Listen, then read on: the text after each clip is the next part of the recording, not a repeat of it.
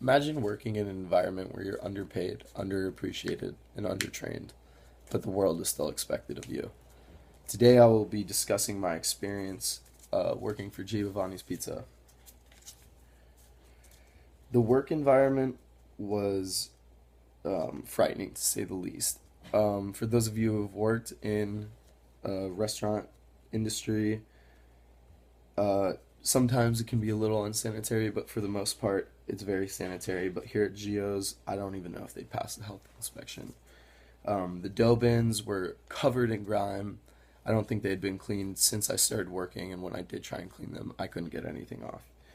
Um, Line stains, the pots that we used to cook spaghetti with had such thick lime stains you could chip away at them. Besides that, the staff was just very informal. I'll never forget how informal they were, and I believe it's because of the boss. The owner is a volatile middle aged man who is always just unhappy. He constantly uses profanity and addresses employees informally. He complains about his wife and kids all the time. I think like this is why he has anger issues. Um, there's just too much personal information shared in the work environment. Once I even tried to share a personal issue I was having, and he just didn't listen and said, "Get back to work." So it's not give and take relationship. Um, I was told to follow every move that he did when it came to training, but he didn't have the patience to explain anything. It seemed like a burden when he had to train me. And it was frustrating for me because I didn't feel like I could ask questions, and when I did, he would just throw a fit like a toddler, and it was not fun. Um, the end of training, I could only do basic tasks and objectives because I was too scared to ask for help, and other employees had similar experiences as me. Um, 2 weeks of training felt like nothing, and for the most part, it took around 2 months to actually learn everything. He just wouldn't teach us, and there's only literally two employees that could actually make pizzas in the entire restaurant because they had been there so long they actually know how to. The owner gets mad at everyone because he has these false expectations of us, even though, he hasn't trained us. It's a not positive work environment at all. And one example of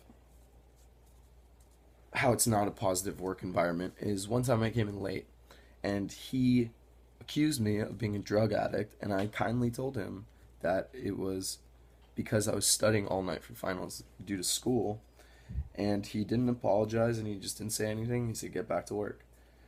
Um, Later, did I find out that he also partakes in smoking weed before shifts sometimes by a coworker. I was told this. So he's just a hypocrite. Um, but that's not the only thing that my boss stayed silent about. My boss wasn't eager to put me on payroll right away. It's like 2.5 months that I was underpaid, and it was less than minimum, and it was under the table. And it's like 3 months of taxes I could have gotten back.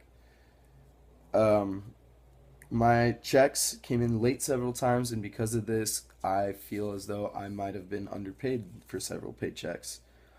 One example of this is a manager found incorrect hours on our store computer for his shifts, and he was underpaid. He told the boss, and the boss just got mad at him for going in on the work computer.